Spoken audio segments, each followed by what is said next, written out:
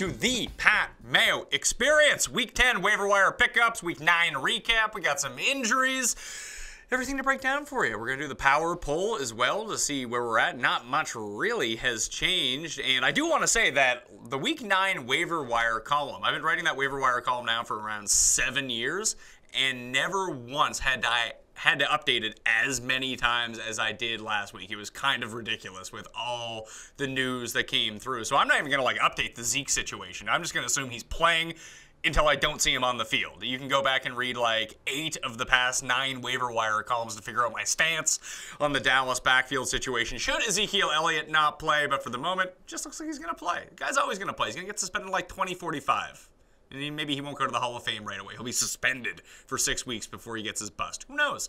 Anyway, let's bring on the guest for this week to help me break everything down. He is a man who has never been suspended for missing a team photo. It's Tim Andergust. Tim Andergust. That is not my name. You loved Pitcher Day, didn't you? Of course. Who didn't? This Hollywood profile was born for Pitcher Day.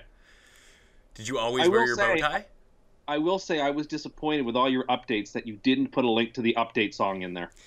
You know, people don't really know about that update song. That's why you needed to link it. That was your biggest disappointment?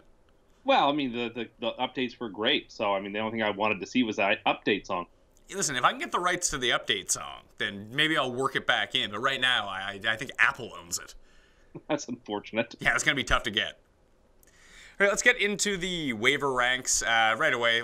Again, for I think it's the 3rd consecutive week now, outside of Deshaun Watson, who was injured midweek, we got through the games relatively unscathed. The only big injuries I can really think about are Dez and Terrence Williams, and both of them seem like they're going to be fine, so really not much to do in there. So running backs, I have the Miami running backs 1 and 2 in the rankings right now. I have Williams over Drake. If you want to argue the other way, you might be right. Drake played 37 snaps to Williams 30. I thought that Williams looked better in the passing game, although Drake was used just as much. The way I described it in my article, and you can always go check out for any of the updates should anything happen.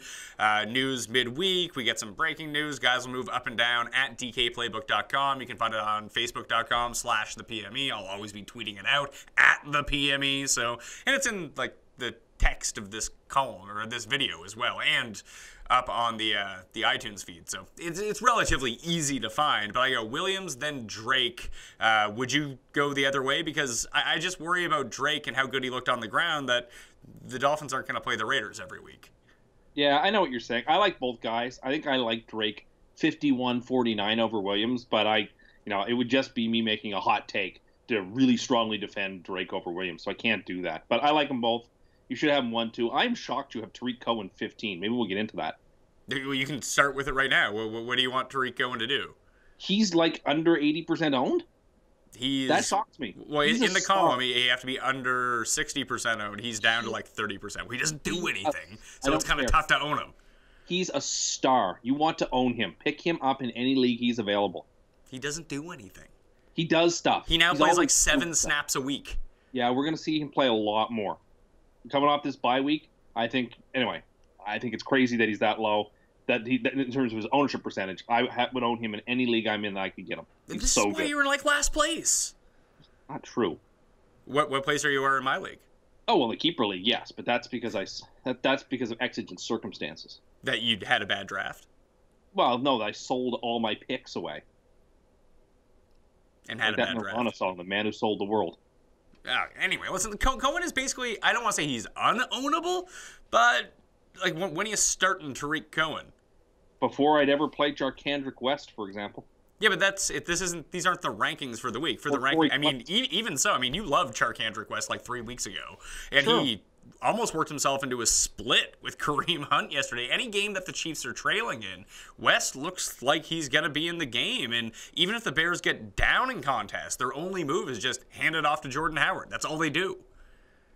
I get what you're saying, but Cohen is still usable in the passing game. But they don't use him in the passing game. He's so freakishly talented that I think you should expect to see him be used more often. I could be wrong. I'm wrong all the time. I just think that's going to happen. I just think until they actually start using him in the passing game, that outside of his week 1, I think he's averaging 3 points a game. That's crazy. An interesting stats I brought yesterday. You know that Kareem Hunt hasn't scored since September? That doesn't surprise me. That's crazy for a guy who's leading the league in rushing. He's leading the league in rushing. He doesn't need to score those touchdowns. He needs to get more than 9 carries a game, though. Yes, that is unfortunate. That seems strange. Well, you'd say that, but he carried the ball 9 times against Pittsburgh, too, in the 2 biggest games that they're not giving him the ball. Well, does this kind of speak to Andy Reid a little bit, where like it seemed through 6 weeks he could do no wrong, and now he's just turning back into Andy Reid again? I don't know. You look like you wanted to commit. I still think Andy Reid's a really smart play caller, but I don't think that their game plan either yesterday or that Pittsburgh game, for example, were all that well thought through. Like when they played a hard team like the Patriots, they knew what they were doing. Yeah, it was kind of strange. And everything they did worked against the Patriots week 1 too. Correct. So there was no, I mean, they got down initially early. Hunt fumbled. Everything went wrong for them like in the first 5 minutes. Then it was all Kansas City after that. Yeah, the last time Hunt scored was when he scored against the Chargers to destroy Jeff's teaser. Oh, that's right. But there was, I think it was 2 or 3 weeks in a row, like Hunt scored, I don't want to say a garbage time touchdown, but all of his touchdowns were like 60-yard touchdowns. Eventually that had to end. It's the same thing that's going to happen to Fournette. Like if he's not getting a bunch of touches from inside the 10 where you have a high probability of scoring, it's really tough to reel off 75-yard touchdowns every week. Benched forever. Yeah, he's out of football. Poor guy. I liked, did you like that move? If you were a head coach, I understand the move because you want to show that no player's bigger than your organization. But no, I didn't like the move because it wasn't. If all he did was miss pitchers or something, it'd be different if like he committed like a really grievous thing. But like you shake it off, you fine him, and you let him play. That's what I would have done. It worked out, and now they have that culture in place of don't fuck around. Yeah, well, because of course Doug Marrone has never been one to quit on his teams. Doug Marrone's doing an excellent job. Is he coach of the year right now? No. I mean, I would think that McVay is probably going to win it in a landslide. Yeah, I suppose that's true. You know, a lot of people were backing the Giants yesterday. And it made all the sense in the world. Did it? Because they're no good. It seemed like, I know, but it seemed like a classic spot where the Rams on the road in the East Coast in the rain, just the Giants, no one believes in them, sort of like the way they play Denver, and they just get them. So, I mean, I picked the Rams, but I was hesitant about it. But I didn't realize the Giants had quit. I can't believe they were able to score points in the rain. Well, I just assume the Rams aren't used to playing in inclement weather, and they haven't been up against much adversity. So I'm glad to see they did. Now we have the Giants and Niners this week for the game of the year. Do you think the Niners can finally get a win? I think the Niners are favored, so yes. I mean, if the Niners are favored, you can't take the Niners. You can't take the Giants. They've quit. At least they've won a game, and at least they've won a game on the road. Yeah, I think I would take the Niners. I mean, taking the Niners is a bad proposition. Like, ever since Guilty Beathard came in, they've been awful. Well, they were respectable yesterday. Were they? They just couldn't contain AP, because when he comes off buys, he's great. He comes off buys, or whenever Arizona is a favorite in a game. Like, that's now a thing. Yeah, well, they play a short week this week. I don't think he's going to do well. Who do they play this week? They're hosting Seattle on Thursday night. Yeah, probably a bad AP spot there. Yeah. Unless he can turn out the Rob Kelly game, 18 carries for 13 yards and 2 touchdowns. I'm shocked you have Corey Clement as high as you do. As high as I do? Yeah, just you get a feel like that was the maximum you're going to see him touch the ball in games. That Ajayi's going to be the bell cow soon enough. Yeah, well, I wrote about this in the column. So the snap distribution broke down. For whatever reason, the Eagles had 5 active running backs in that game. Clement played 28 snaps. It was 17 for Ajayi, 16 for Blunt, 6 for Smallwood, and 2 for Kenyon Barner. I think that Clement will end up being second on this team in running back snaps. And it seems like when he's on the field, they just use him. I do think that Ajayi, I mean, you don't trade for Ajayi mid-season, then don't use him. This week made sense, get him integrated into the offense. Yeah. He looked really good on one run, and outside of that, he looked like Jay Ajayi. But Clement looks kind of explosive, and he's been one of their better red zone running backs. Like when people think of the Eagles, they think Blunt, red zone. But Clement's been the one who's been doing all the good work down there. So that could be a savior of his value. So let's say Ajayi plays 50 to 65% of the running back snaps every week. Clement could get 30 to 40. And if he gets 30 to 40, I think that he does have some value to be owned. And it looks like he'd be the next man up to take this job should anything happen to Ajayi. Like, what I wrote is I don't think that you should go break the bank on him. And people will this week coming off a 3-touchdown game. That is absolutely unnecessary because of the role that he's going to play moving forward. But I do think that he does have value if you need the running back help. Like, I don't have a ton of bench room in a lot of leagues, or in those leagues that I do, I actually have good running backs, so I don't really need him. But if like you're throwing darts at running back every single week, like I would prefer to have Corey Clement to Tariq Cohen, and I think that's reflected in my rankings. Like Clement's number 8 in my pickup rankings. He's behind Dion Lewis and Rex Burkhead and Matt Forte. Like the crop of running backs to be able to pick up in week 10 isn't thick. No, I kind of like Booker quite a bit too. We saw when Anderson went down, they went to him. I think obviously Booker would be a top 10 running back if he got the fulltime snaps in Denver. Why? C.J. Anderson's not a top 10 running back. Yeah, but I think that Booker's actually better. And so I just think he's an interesting... I usually don't advise picking up handcuffs. I usually think it's pretty dumb. But he's somebody that at this point in the league, if you had Anderson, for example, you've got to own him. Sure, but if Anderson, I mean, the one thing that we're seeing in Denver right now is as a 3-headed backfield. And Booker led the team in snaps yesterday, but that was only because they were down by so much. And very early in that game. And CJ missed a little bit of time. But he came back. Yeah, but that's part of the reason why the snap count favored Booker right now. Sure, but then Charles came in for a bit. So even if C.J. Anderson was removed from the situation, you're still dealing with almost what you're seeing in Miami. It would probably be closer to a split than you'd think, and that offense sucks. Yeah, but I mean, it's not the worst. I mean, not the worst thing in the world to have a running back on a bad offense. No, it's not. But like, I have Booker. I know what you're saying. I just figured. I looked at him versus like Orleans Darkwa. I would far rather have Booker. I have to say. I mean, you're really like nitpicking 12 and 13 in the pickup rankings when there's no good running backs to pick up. Okay, fine. And listen, if you need someone to plug in this week and play, as much as I hate Orleans Darkwa, he's the one getting the touches, so he's a better start for week 10. And that's kind of what you're in the position of right now. Do you take a handcuff or do you take a guy you need to use? I think it really depends on your team. Okay. I mean, I don't like Darkwa, but he ended up with 70 yards yesterday. Dark was awful. Yeah, he's not good. And he's in a similar situation. It's just he's the C.J. Anderson of the Giants' backfield. And he gets a superb matchup this week. Still continues to frustrate me every week that McKissick keeps proving he's the best running back the team has, and they still don't use him enough. Every time he touches the ball, he looks like he can break one. It's very annoying. If every time he touches the ball, it looks like he's going to break one, why doesn't he ever break one?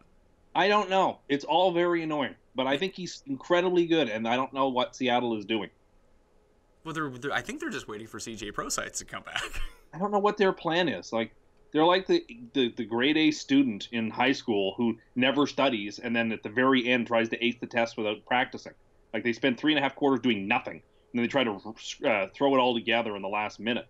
And that often works, but like sometimes it doesn't. And that's what they're doing. They need to find something in the backfield. And like they started Eddie Lacy yesterday. He actually went down with a groin injury. No big deal there. But like he was useless. Rawls looked okay. I mean, I assume Marshawn Lynch was not dropped by many people. He wasn't. So, but I mean, which kind of... In some ways, it surprised me because it sort of looked like he was done. But in another way, I guess it's not because he's a big name. But if this is probably the last week you can make trades in most leagues. He's somebody that you should be desperately trying to ship. Marshawn? Yeah, and this, like I said, I think the trade deadline for most people is Saturday in most leagues. So. No, I don't. No, it's not. Is it? Yeah, well, it is in our keeper league. Yeah, because we do the keeper league early, so you can't make trades later on in the year. Okay, I thought that was like the standard date. Either way, we're getting very close to it. Sure. I just don't know what the trade value for Marshawn Lynch is right anything. now. I think anything. Anyway, you're going to trade him for Tariq Cohen? I would take 30 cents on the dollar for him because I don't think he's any good. Sure. Listen, I don't think that he's great either, but like if you don't just trade him for nothing. No, but I would take him for just about anything because I don't think he's very good. And like, what would be the level of guy that you would trade him for? Like, you could get Jerick McKinnon for him, I bet. No, you couldn't? Are you nuts? I think you almost certainly could. Okay, that is going to be the poll question. I'm going to put it out on Twitter right now. Let's see. We'll check back in at the end. Tim thinks... Actually, I can probably type it. That's probably easier than doing it on my phone. Let's see. I feel like this is going to be 90% one way. Like, should I say, who would you rather have? How would you like me to word this poll question? Do you think that's could you trade Marshawn Lynch for Jerick McKinnon right now? Yes and no. Gus thinks you can trade. Now, see, by putting my name in it, you're biasing the poll by the people who just vote against the things I'm in. People are actively looking for things to vote with you. They want, Tim, you're a man of the people. They want to try to agree with the man of the people. It's just your takes are so outrageous that they can't. Not that restaurant. What restaurant? Yeah, that one restaurant that thinks you got great ideas. Poor them. They're enda cursed. I think their sales are about to skyrocket. Oh, man. They're going to be out of poor people, man. You're going to put them out of business. I'm not doing anything. You've now cursed them. They've associated with you. They're cursed. Cuss thinks you can trade Marshawn Lynch for Jerick McKinnon straight up right now. What should be the options? Do you agree? No, or just they need to be more fun like that. Like, he's lost it.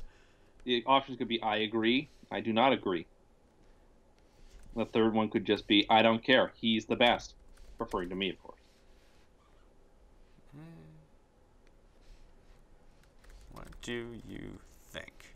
This is riveting podcasting. Well, it's going to be great in like 20 minutes when people answer this poll and it's hilariously skewed against you.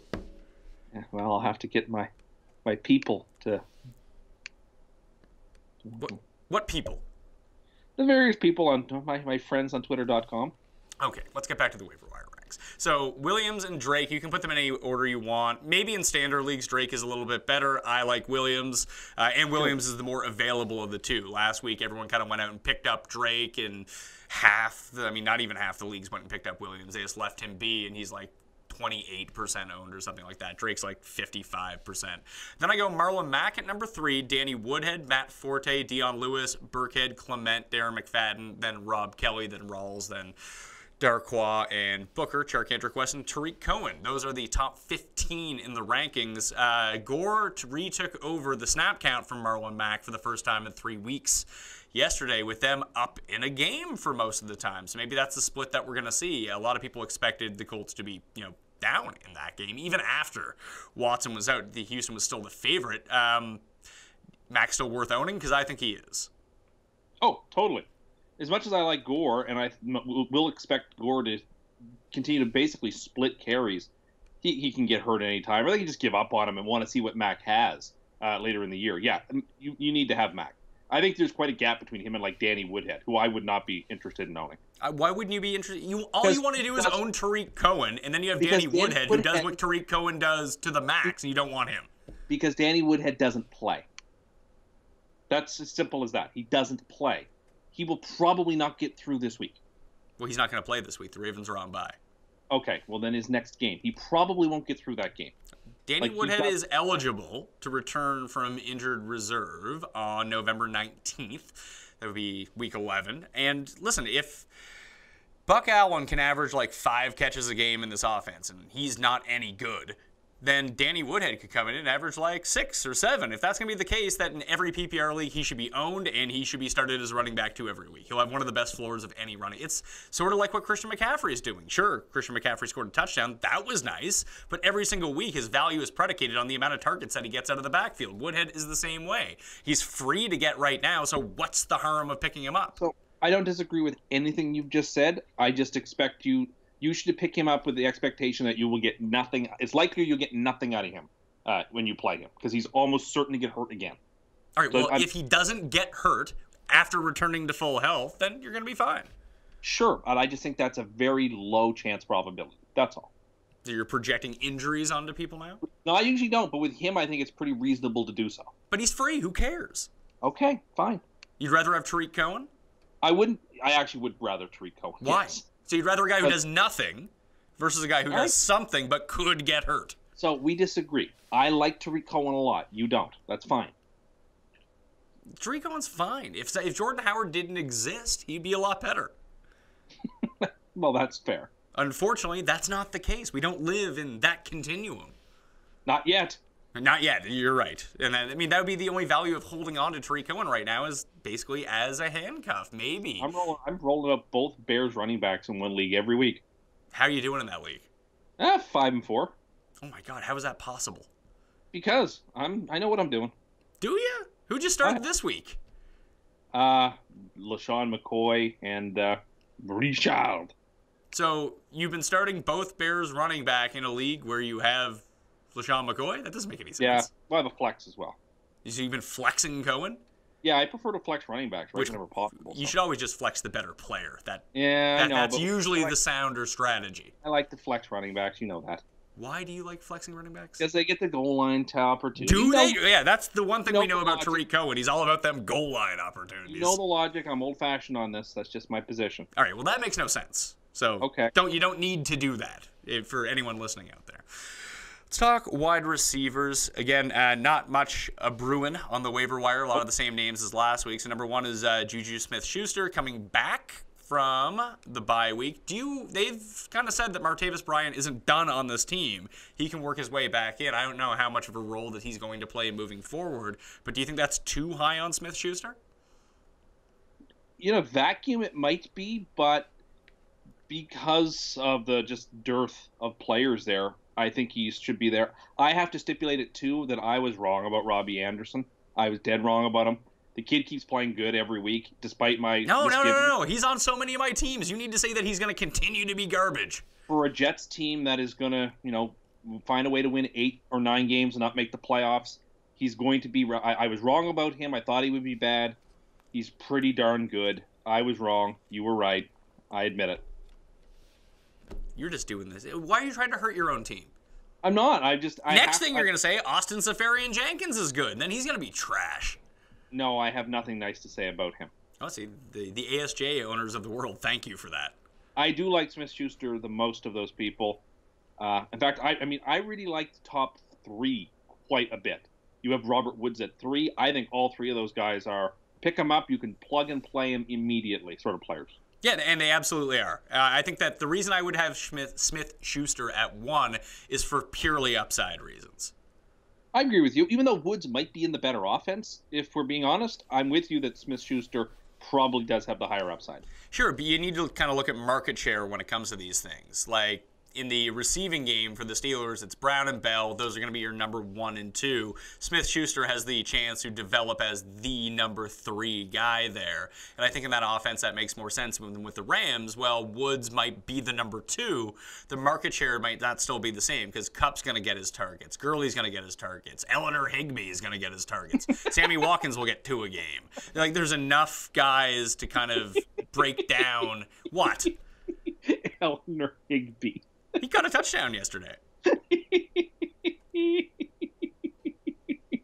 Would you rather Eleanor Higbee or Kittle Me Timbers?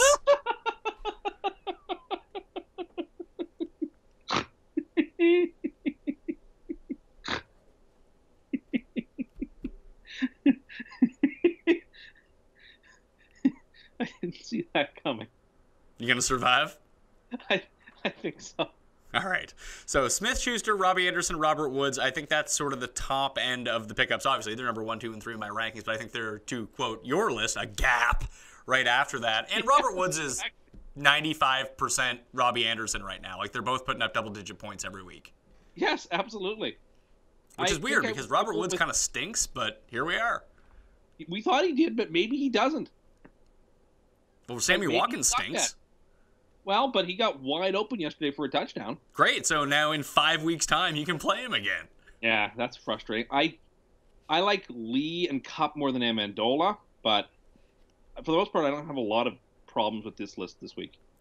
Kupp is sort of a victim of the same situation as Woods, where there's so many different guys that they can pass to that it's either going to be a Kupp week or it's not a Kupp week. The one good thing about Robert Woods is that he's developed sort of a baseline in this offense that he has proven to be the most consistent of those receivers every week. Oh, I agree with you on that. I said I like those guys better than Amendola.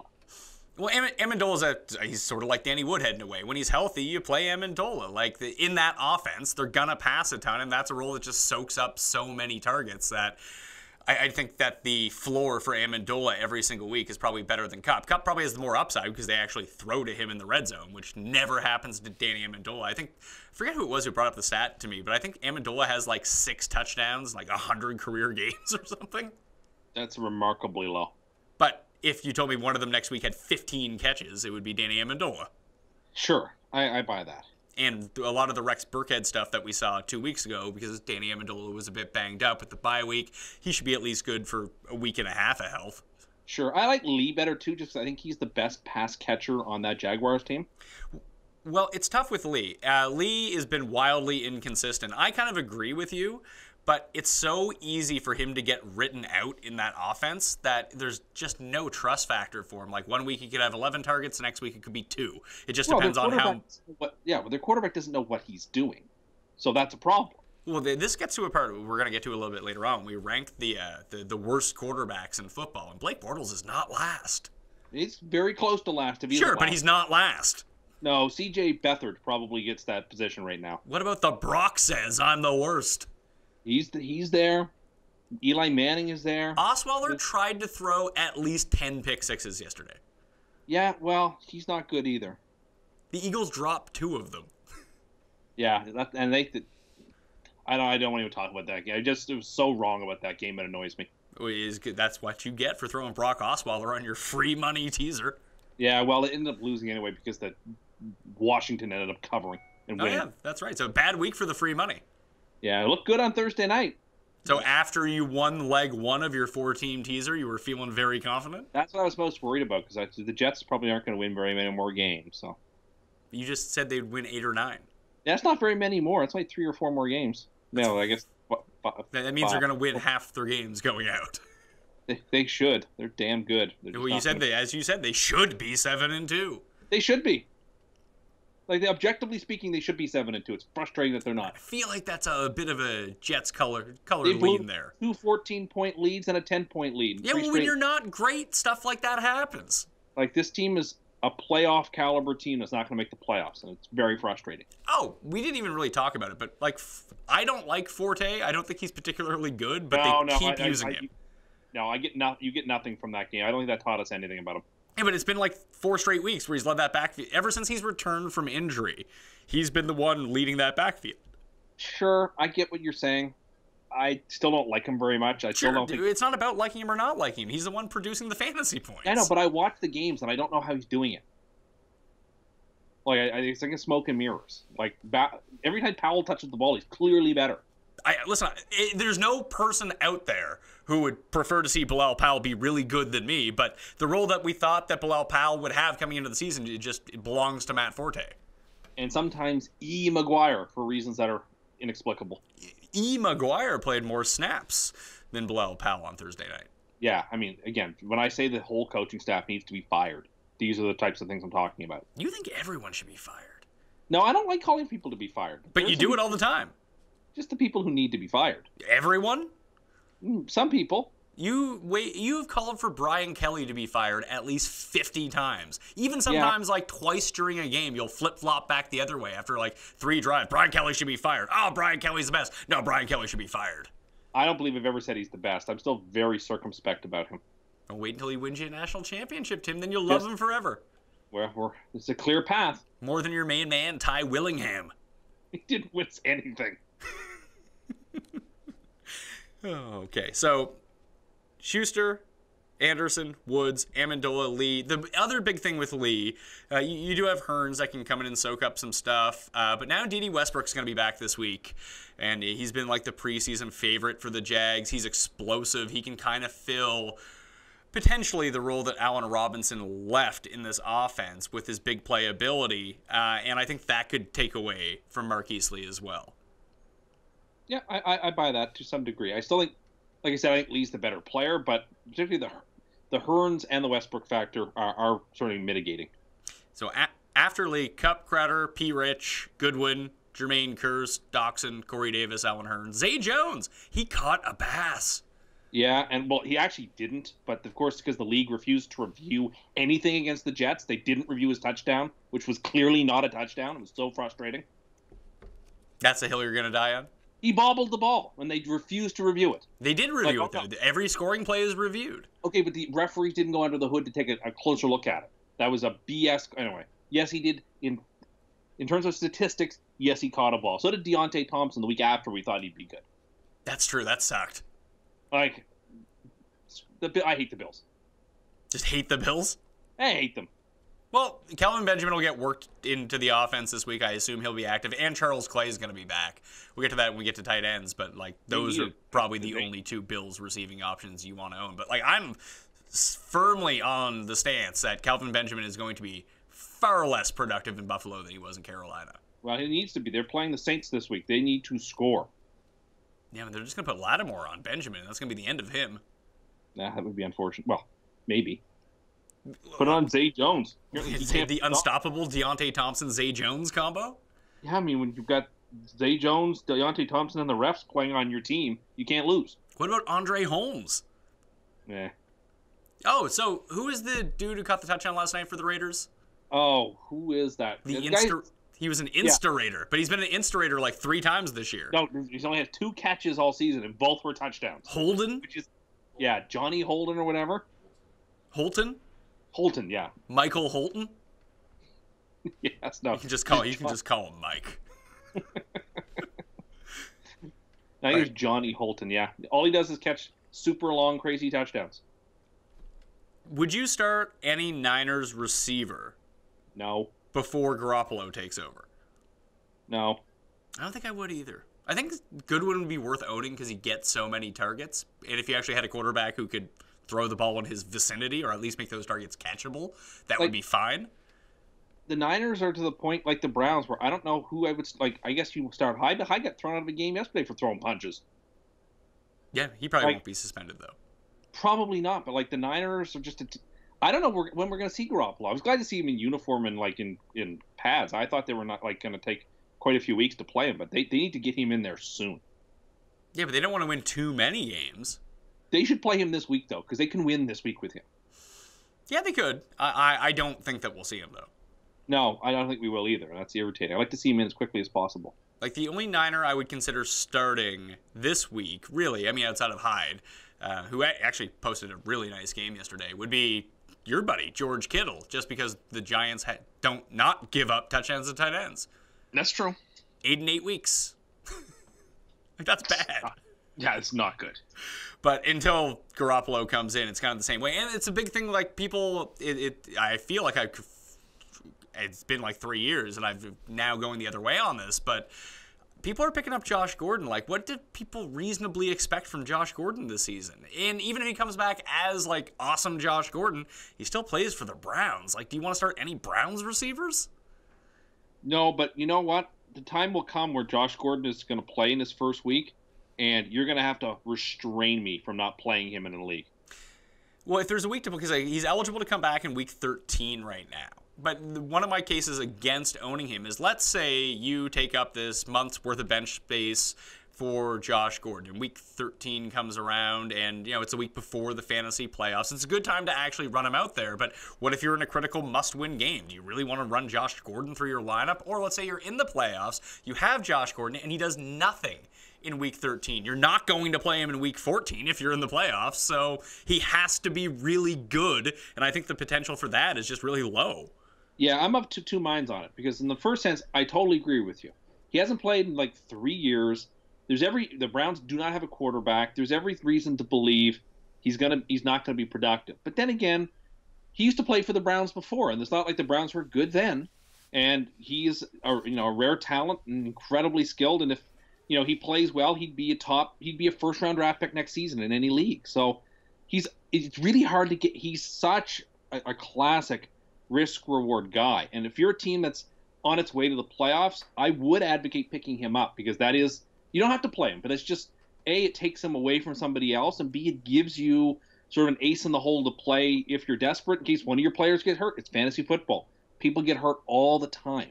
So I would advocate picking him up. I think he's a rare person worth using a bench spot on, but be clear-eyed about what you're going to get from him. I don't think you should expect immediately awesome production, but he might be awesome. Like, he's one of those people that you cannot rule that out with, even though I think the likelihood is like at 25%.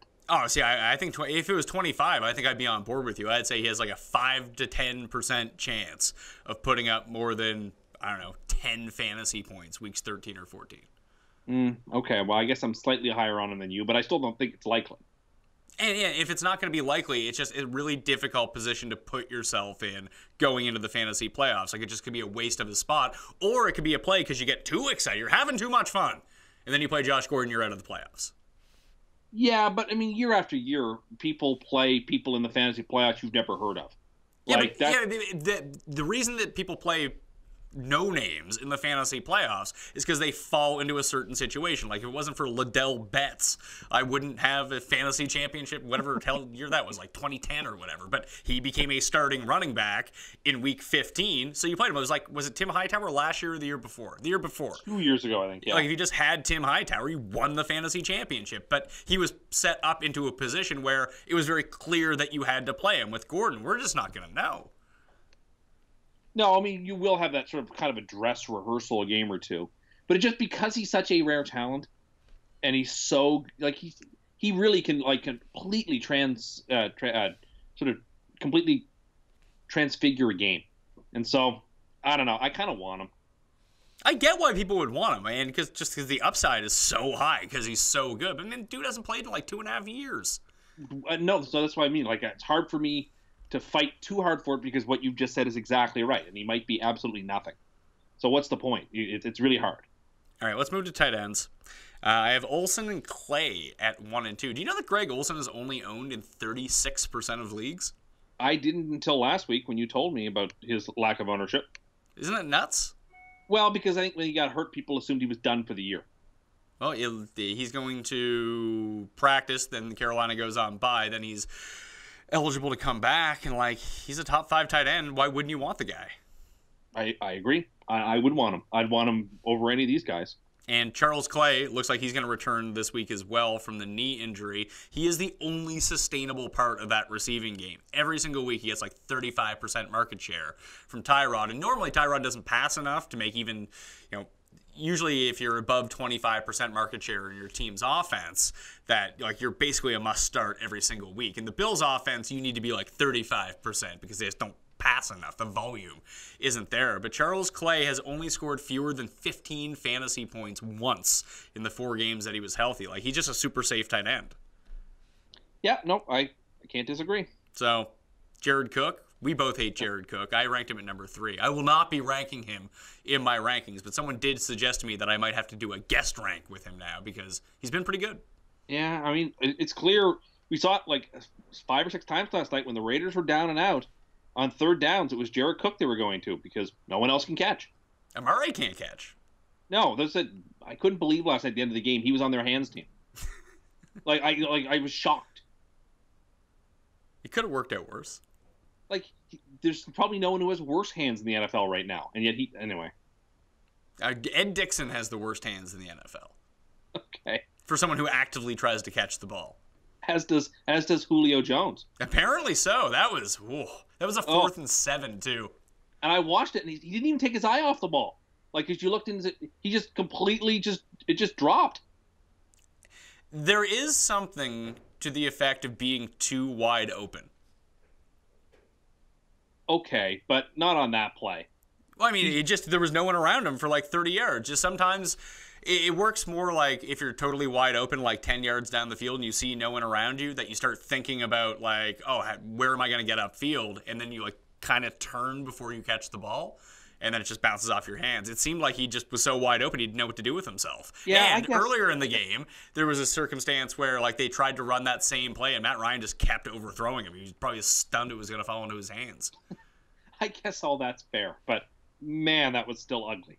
Yeah, when you're supposed to be, like, the best receiver in the league, you got to catch that. Yeah, when he puts it right in your hands and you just drop it. Oh. So tight end ranks: Olsen, Clay, Cook, Kittle because he's playing the Giants this week, Ben Watson, he's soaking up targets again, and then it goes Darren Fells, Croft, and Eric Ebron. The Lions get the Browns in Week 10, and the Browns, like the Giants, just give up points to the tight end. So do the Broncos, but I hear this Gronk guy you can't pick up. Apparently he's not available on waiver wires, unfortunately, so you can't just go grab him. So I would say that Fells is probably the better option than Ebron because, he actually catches touchdowns where Ebron just drops touchdowns. So that might be something to look into. The other guy would be O.J. Howard. Brait is owned, but the Jets, your jumbo Jets, Tim, not great against tight ends. No, they're not, but I'm not too concerned. honestly, I'm not too concerned about anybody in that Tampa offense this week. That's a lot of confidence in the Jets. I would never predict a shutout, but I would not be shocked in the least if we bageled the Buccaneers this week. How are you doing this to yourself? This game, I mean, then we go into the bye, and then we have Carolina. Like, we have everything in front of us right now to at least be a little competitive, even though I don't think we're going to make the playoffs. We have a little bit of life, a little bit of juice, and Tampa is basically a bye week before the bye week. This is going to be it's off the board right now because they don't know if Jameis is going to play. I'm going to hammer the Bucs. Yeah, the Bucs are going to get their doors blown off. Well, they're going to be shut out. So the Jets are decent, and the Buccaneers have quit on their coach. And we'll see. We'll see. Cutter's lost the room. You think so? Oh God, yes. This is like the 8th time this year. Besides calling for people to be fired, you continuously say coaches have lost the locker room. Well, it's an unverifiable thing, so it can't hard for me to be proven wrong. All right, streaming quarterbacks for Week 10. Number 1, I have your buddy Josh McCown. You're kind of right. The Tampa Bay defense is awful. I don't know if they get shut out on offense, but I think McCown's been good anyway as a fantasy quarterback, and now he gets what could be his best non-Patriots matchup of the year. Yeah, no, I mean, I still want to be circumspect with Josh McCown too because he throws crippling interceptions. But in terms of fantasy, he's been really, really good, and Tampa's terrible. So I guess the only issue would be is that if Tampa gets shut out like you predict, then he won't need to throw all that much. Yeah, well, we'll cross that bridge if you get to it. I didn't predict it. I just said I wouldn't predict it. I just said I could see it happening. I don't want to be forced into being said I said something I never actually said. But you did. You said they're going to shut them out. I didn't say that. I said it could happen. I like Brissett a lot next week. Against Pittsburgh? I think there'll be so much garbage time in that game. I could see Brissett doing what Cutler did last night, or what Tyrod did on Thursday night, just soaking up a ton of cheap points. If I had to pick between him and Eli Manning, I'm taking Brissett every time. I mean, San Francisco gives up the second most fantasy points to quarterbacks. So I go McCown, Goff, Manning, Dalton, Brissett. Those would be my top 5 in terms of streamers. So you have to be owned in less than 60% of leagues. Like the other ones you can kind of throw out, like Paxton Lynch is apparently going to start for the Broncos. They're playing the Patriots. Like that's a garbage time game. But like I don't want to have to bank on garbage time because it might not, especially with Pittsburgh. Like you just don't know what offense is going to show up for them. Like they might score 20 points and win. Like their defense is so good that I feel like their offense feels like they can take a step back a little bit. It could be one of these Pittsburgh games where Bell runs the ball 37 times. They're never in danger of losing, but they don't score a bunch of points. Yeah, no, I mean, of course, that's well said. The other, at least partial consideration, and it's hard for us to pronounce on it because the game hasn't happened yet, but I would be halfway interested to see how tonight we see Brett how Hundley?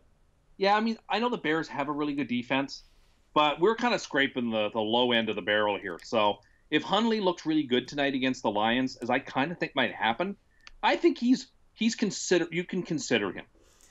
I think those are 5 better options right there. And I would probably play, if Fitzmagic ends up starting against the Jets, I would play him over playing Brett Hundley. Man, the Bears D is not only good, they have, and we'll get to this in the streaming defenses, that they have one of the better pass rushes versus one of the worst offensive lines. Like, that's a bad combo.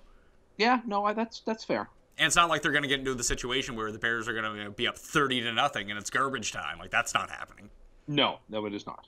So, streaming defenses for Week 10, I go the Rams, the Chicago, the Steelers, Saints, Lions, Chargers, Panthers, and then the Patriots against Denver. Streaming the Patriots defense makes me very nervous. That's why they're 8th on this list. But, I mean, whether it's Brock, whether it's Simeon, whether it's Paxton Lynch, it seems like you can just play defenses against them, and it's going to turn out well. I agree, and if it is in fact Simeon who's playing, New England would rocket up the list for me. If we knew for a fact, it was going to be Osweiler. I think it's going to be Lynch. Maybe. I mean, at the moment, I think that the likeliest is still Osweiler, but it could be Lynch. Why would you play Osweiler? What are you getting from playing Osweiler? I don't know. He has beaten the Patriots before in prime time. Sure. Maybe you're banking on that. I don't know. I don't know what they're doing.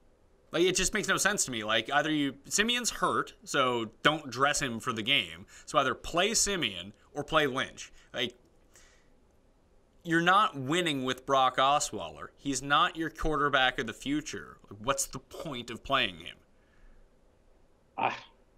Your guess is as good as mine. Like Lynch could be the worst quarterback in the league by far. We don't know. Apparently Denver thinks that way. But at least run him. Like if you're planning on throwing out the world's worst quarterback anyway, at least play him to see if maybe he's good. I agree. I agree with you. In fact, and I also agreed with your Rams pick at 1. I mean, I think they should be probably like 100% owned for this week. Yeah, I think they were a bit above the 60 with defenses. I kind of fudge it because you made the point to me before that like defenses can weirdly crop up on people's waiver wires because of circumstances, bye weeks. People are very willing to drop a defense as opposed to dropping a running back kind of thing. I mean, I'm in that camp too. But the Rams, I think, are like 66% owned or something like that. And they're playing Tom Savage. Like, let's be real here. I agree. Or Matt McGloin, if it's not Tom Savage. You really think they're going to start Matt? McGloin. Could it be any worse? No. It was nice to see DeAndre Hopkins wasn't useless. No, but he's going to continue to be because their best cornerback didn't play. Who? Vontae Davis wasn't in the game? No, the other corner. I made a flippant remark on Twitter. The Colts Twitter. have no corners. Pretty funny about it. It seems very hilarious that you remember it. Yeah, well, I have so many humdingers a day that's hard to remember. Okay, so let's check in on the poll here. There's still time for this. I'll retweet it out so people see it again. 70-30. 70-30 right now of 30% agree yes, 70% agree you've lost it. But that means at least in 30% of leagues, if we could extrapolate it out, you could make this trade. He's right. It wouldn't be a good trade, but there's a lot of people who would make that trade. And that was actually my position. I think it would be a bad trade. But and this person says, I have McKinnon. I wouldn't trade him for anything less than a wide receiver 1 or a running back 1. I would kind of agree. I think that's a little too much. I think he's a high-end RB2 value, or a high-end wide receiver 2 value, but, I don't have a problem with someone jealously guarding their player. Yeah, but there are very few running backs who are consistently good. Jarek has kind of been one of those guys. Yeah, I still don't trust Jarek. He's had so many opportunities in the past that I don't know. Well, this isn't the past, pal. It's the present. Get over it. Okay. So Chicago is probably the best of the widely available defenses to pick up. I think they're like 20% owned or something. And they're coming off a bye week, so everyone just launched them. But this is a great spot. Out of when you look at the top DVOA pass rushes versus the top bottom 10 DVOA offensive lines, Pittsburgh rates out the best, then it's the Bears in terms of gap between those two things. No, I agree with you. And, of course, since the Steelers were on bye last week, it's worth looking to see whether Pittsburgh's available in your league. Yeah, they were actually right on the threshold. They were 61% owned, on ESPN at least. If they're there, grab them, of course. All right. Have them at 3, so. All right, that'll do the waiver wire portion of all this. I want to check in with our preseason bets because I think I'm forgetting some of them. Okay. But I have an update. Jay Ajayi currently has 465 rushing yards, coming off his best performance of the season. We're in week 10 now, so the wager before the season was, after you boldly proclaimed he would rush for 2,000 yards this season, that we decided that 1,500 was a good over-under to take. So for every 10 yards he finished above $1,500, I would owe you $1. For every 10 yards that he finished below $1,500 or 1,500 yards, you would owe me $1. Currently, you owe me $103.50. Yeah, that's annoying. But hey, we saw him break a big one, and the Eagles' offensive line looks pretty decent so far anyway, so. Even if he had that game for the rest of his games, I still think you'd owe me $50. So I don't think I'm going to win that bet for sure. You're definitely not going to win that bet. But I hope Ajayi can get it down to $20 or $30. And I think there's still a chance of that. I mean, there's what? He has, because he goes on bye again, I believe. The Eagles haven't had their bye yet, have they? It's this week. No, they have not. No. Is it this week? Yeah, it is this week. So he has 6 more games? Yeah, 6 games. If you can get 100 yards a game on average, that would give me 600 more yards. That would be 1,050. So, do you regret for what you've done to his career? I have no regret. He went from first round fantasy pick to being traded in real life for a 4th round pick because he's no good. That's unfortunate.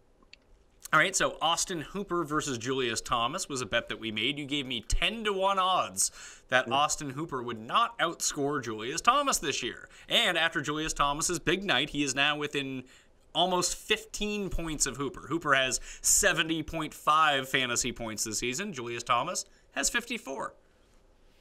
I still can win that, so that's fine. It's possible, but I mean, if I win, I get 10-1. I'll let you buy me out for 6-1 right now. No, we're still going to play it out. All right.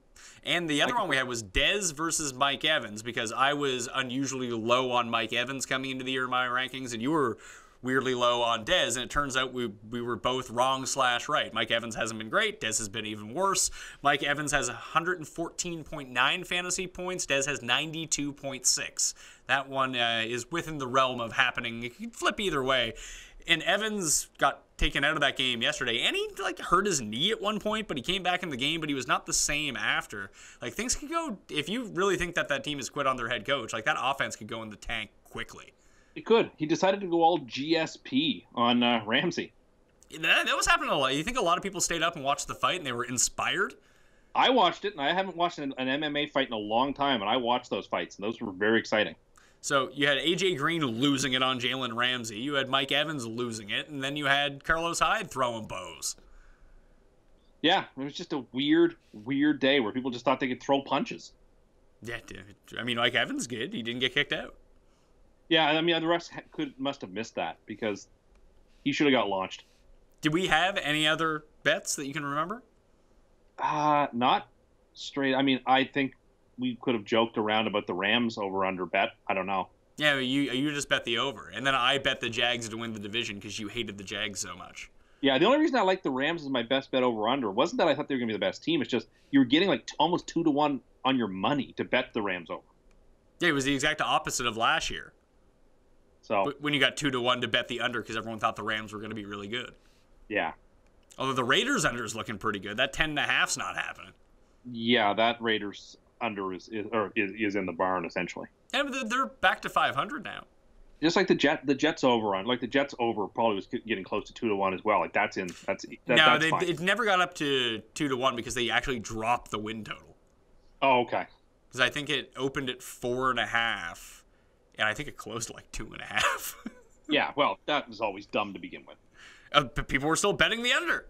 Sure, of course they were, because everyone and their dog who's an expert is saying, oh, the Jets are the worst team perhaps in league history. No, they're not. Oh, as it turned out, they were not. They're not even the worst team in their division. Power poll, Philly at 1, and then who knows?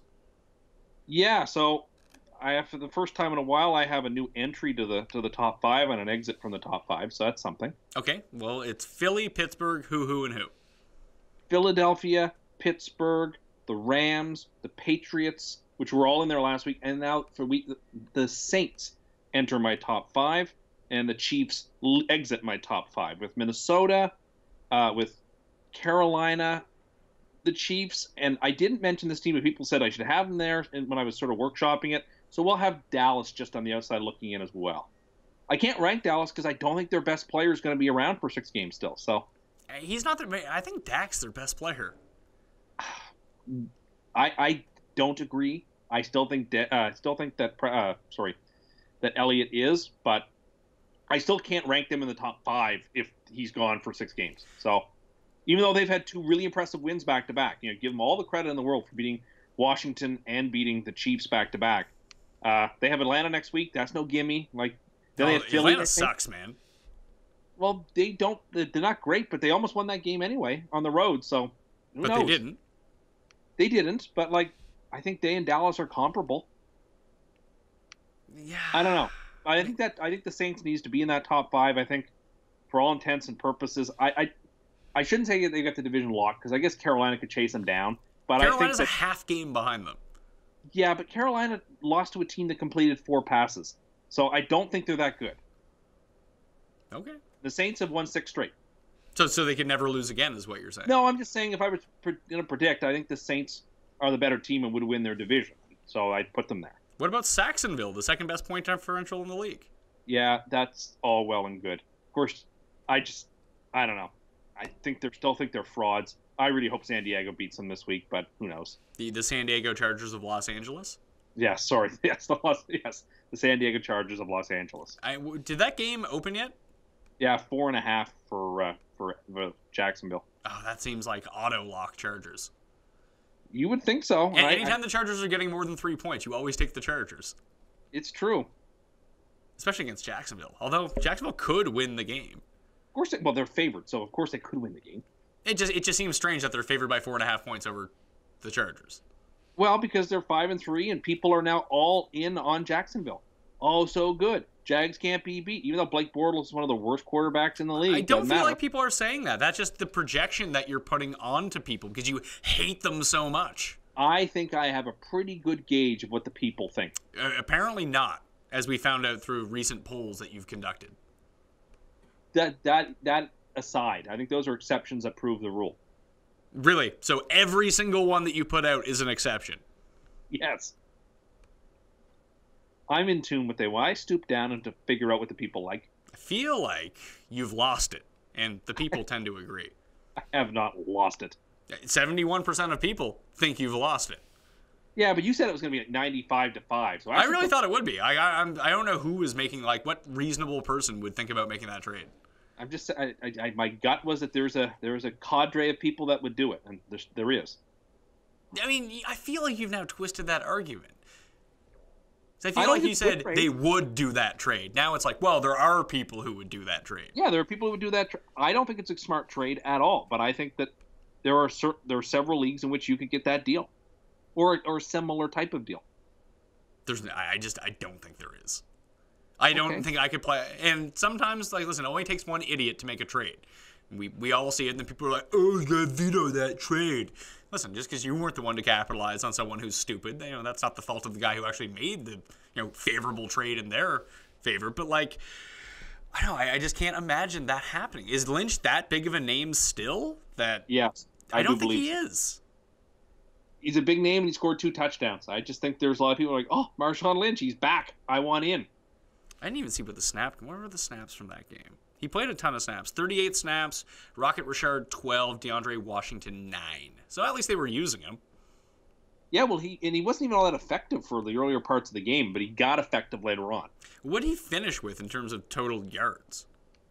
I will effort that. Hold on. Because I didn't even notice. I saw the 2 touchdowns. I was like, yeah, he's having a decent game. Let's see here. Marshawn Lynch, 14 carries, 57 yards.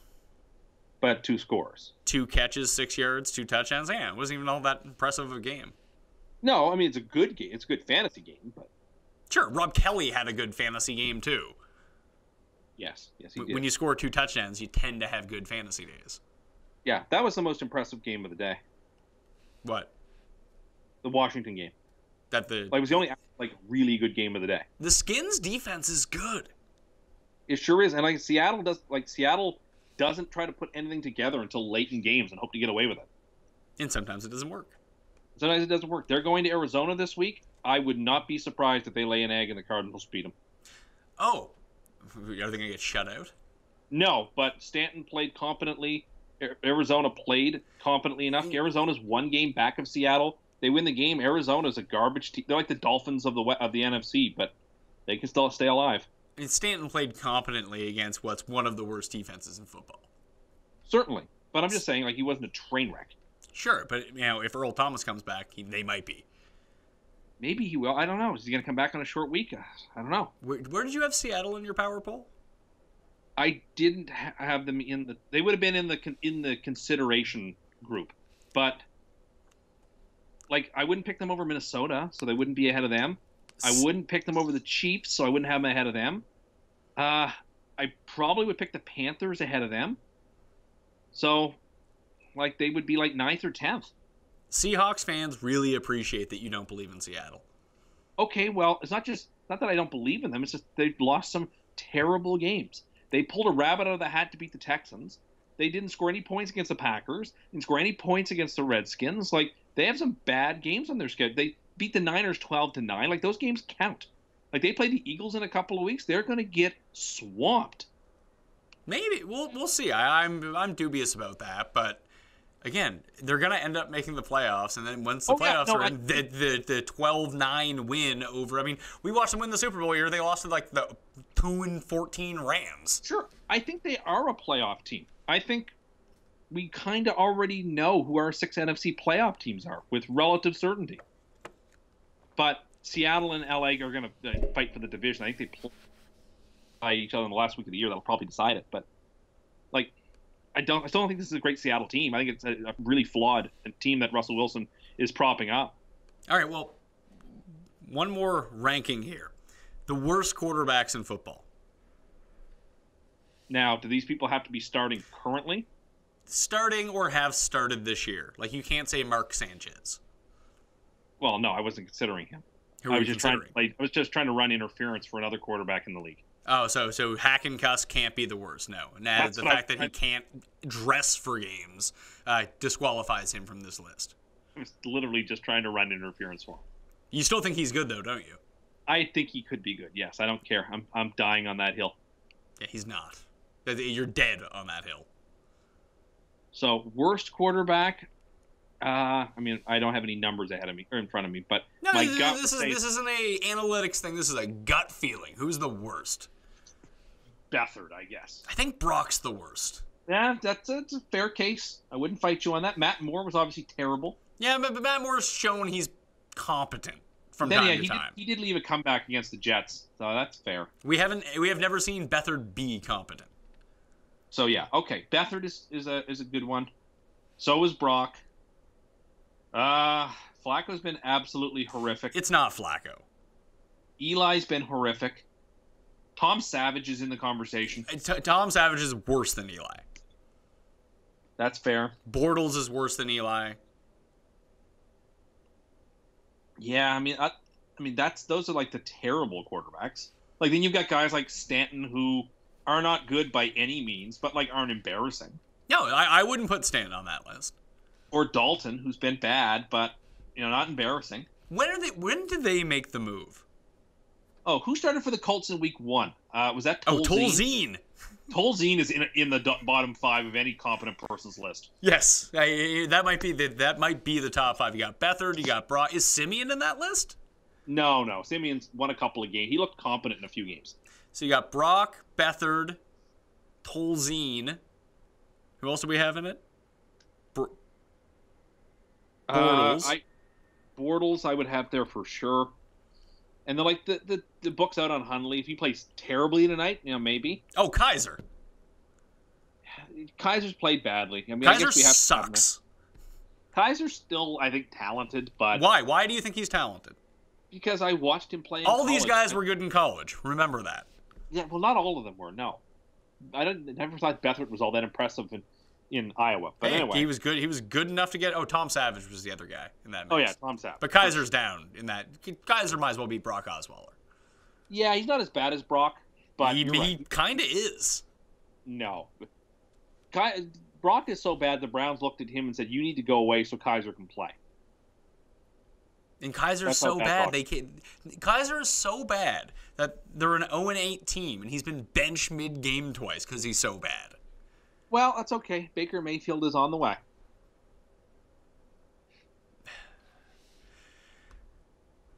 Anyone else? Jameis? I mean, ever since you proclaimed Jameis a top 10 quarterback, he's been horrific. I think Jameis is hurt, though. They're saying he's hurt. I believe it. I don't know. I think he's hurt. That could be all fake news. I mean, other than that, just looking at the list, like, I don't see any other quarterbacks that are, like, truly dreadful. Who knew that Case Keenum was such, like, a hot free agent? Do you feel like he's played himself into a contract now? Oh, certainly. I don't think he starts for anybody, but I think he can be a backup now for, like, 10 years if he wants to be. Yeah, but he'll end up, like, starting for the Browns or something. I don't think so. I think Minnesota would be smart to pay him and keep him around. No, paying Case Keenum just sounds like a disaster. No, you don't pay him. He won't command a ton. But you say that, but quarterbacks do command a ton. Yeah, but I don't think that people are going to... Unless, like, Keenum really performs, like, takes the Vikings really deep in the playoffs. Like, the Ravens cut Trent Dilfer after Super Bowl, and he didn't get paid.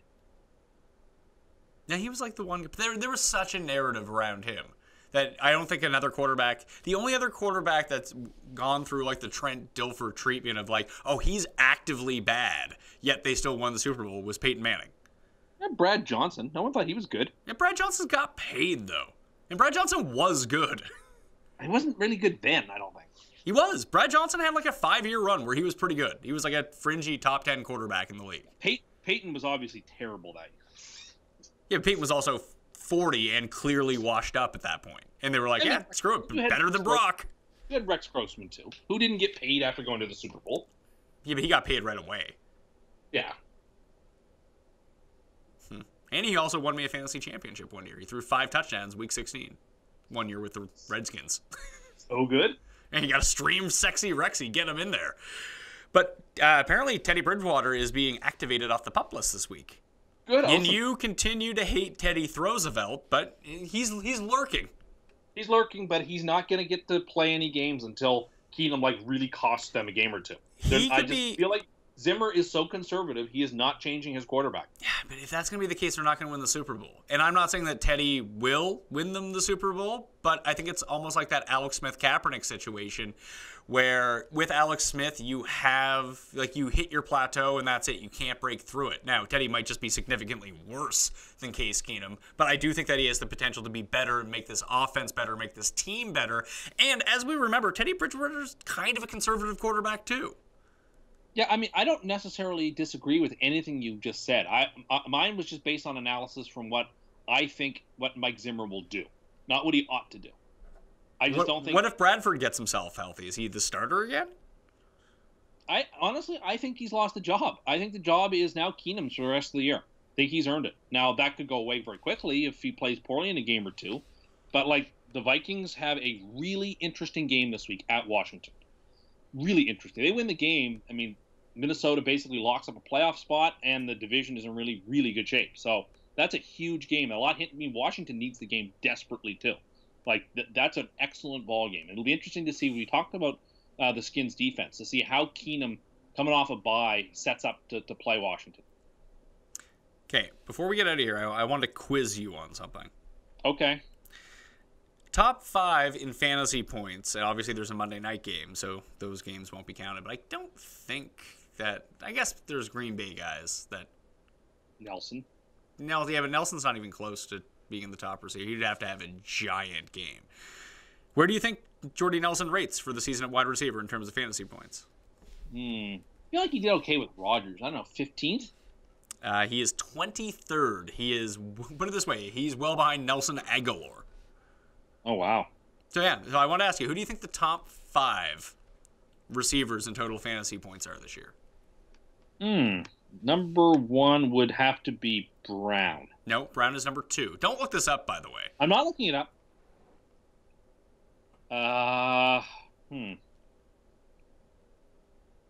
Because there's one name in here that is stunning to me. Number 1. It wouldn't be maybe Fitz? No, Fitzgerald is 16th. He has 2 more points than Ted Ginn. Really? Okay. Yeah. He had 3 really bad. Put it this way: Larry Fitzgerald has fewer fantasy points. Actually, he has exactly the same amount of fantasy points as Robbie Anderson. I'm looking at standard scoring right now. Okay. Hopkins has a ton of touchdowns. Yeah, Hopkins is the leader by a significant amount. And Hill, maybe? Hill is 3rd. T.Y. Hilton is 4th. Makes total sense. Which is all 2 games worth of production.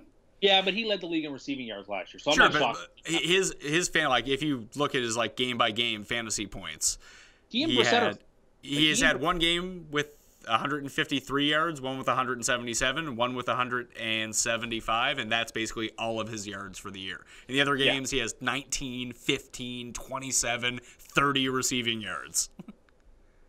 No, that's fair, but I think he and Brissett are okay together. I'm not panicked about him. I mean, I'd be panicked about him because he's basically a high-end Sammy Watkins. Either he goes off or he does absolutely nothing. I'm trying to think other names here that might be relevant. Alshon Jeffrey's number 5. Okay, well, he had a huge game. He had a big game. He's had a couple of big games. Sure, but it still surprised me that he was number 5. Really? I mean, he's the number 1 receiver on the best team in the league. Yeah, but I knew Aguilar had all the points, too. And Aguilar's inside the top 15. Well, I mean, that shows you. I mean, Wentz is making something of him. Crabtree is 6th. Yeah, well, Crabtree is a red zone touchdown catching, or used to be a touchdown catching machine. He is 6. Yeah, I mean, there you go. Okay, do you know who leads in touchdowns? at receiver. It has to be Hopkins. Hopkins is 1. Do you know who 2 is? Crabtree? Will Fuller. Oh, of course it is. Yes. They have 8 and 7. Then Jordy and Crabtree have 6. Then Aguilar, Devontae Adams, P. Rich, and Chris Hogan all have 5. Wouldn't have guessed Chris Hogan, although that makes a lot of sense. I feel like he hasn't done anything in a while, though. No. And do you know who leads the league in rushing touchdowns? Bell? No, it's not Bell. No? It is. I believe it's Gurley. It's Gurley and Elliott. They both have 7. And then Fournette has 6. Do you know which running back leads the league in passing touchdowns? Gordon? Tariq Cohen. There you go. Tariq Cohen. He's the only one. That's why you got to play him for those passing touchdown upside.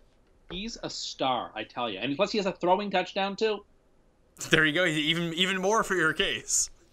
You know, like, he's good. I'm glad to see Gurley play well this year. I stuck my neck out, and I thought Gurley was going to be huge. And you did believe in him. That is true. You're one of the few. One of the few things I got right was just about everything to do with the Los Angeles Rams, and I feel good to see that Gurley's playing great. Oh, poor guy. Now he's going to, blow out his ACL. Well, I was saying good things about him all year, so... Yeah, but now you're publicly coming out and saying it. I mean, if there was really a curse, how are the Rams 6-2? You know what? You're right. That's the one thing you can really look at. And maybe the curse hasn't hit them yet. Oh, that's not going to Maybe the curse will just swipe them in just awful, awful fashion. I don't think that just like it. Listen, you claim that you didn't curse the Falcons all last year until they were cursed. I take no responsibility. We're going to have to run through. We're going to have the nominees for the top 5 most cursed things on the Ender Custy Awards at the end of the year. The Custies. You ready to give out some awards? I don't want to give out these awards. No, you got to give out the awards. Most cursed. I don't want to do this. Maybe we'll break it up into most cursed players, most cursed teams, most cursed restaurants, most cursed inanimate objects. You're an inanimate object. Single biggest curse. I mean, I think that one's pretty clear. The Super Bowl. It's the Jordan Spieth Memorial Award. Most cursed of 2017. I still feel real bad about Bishop Sankey. I see. I totally forgot about Bishop Sankey. That's an underrated curse.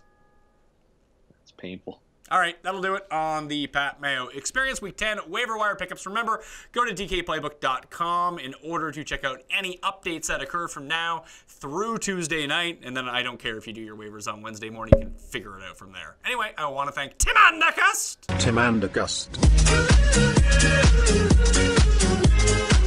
That's not my name. For being on the line today. Thanks, dude. Thank you. It's better to not be there in person, be threatened with a pen. Well, I can just get a really long pen and threaten you from here. Threaten you right through the camera. Please don't. Not that you can see it, but maybe if I had a longer pen, I could have made it more threatening. You could have. At Tim Anderson 87, I bring the funny. Oh, I got to check in with the poll. 72-28 of he's lost it versus yes. I feel like that's not a loss for me. The fact that you're calling 28% basically a win for you really speaks to the state of the polls that you're putting out.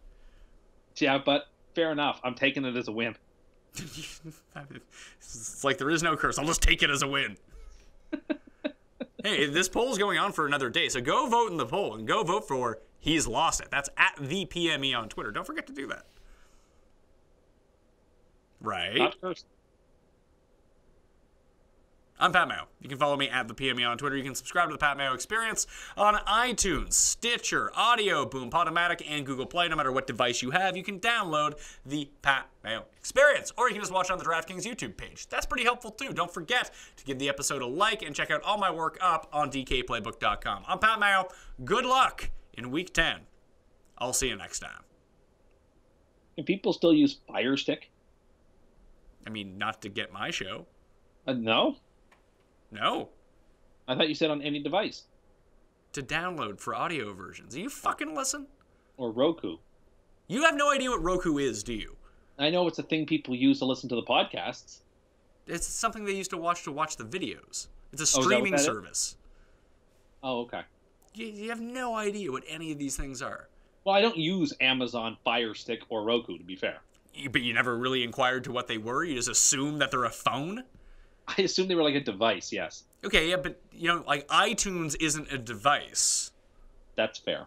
But you think that Roku, despite being a device, is like an app for your phone? I don't know. Actually, don't know what You have no idea. I don't know what I thought it was now.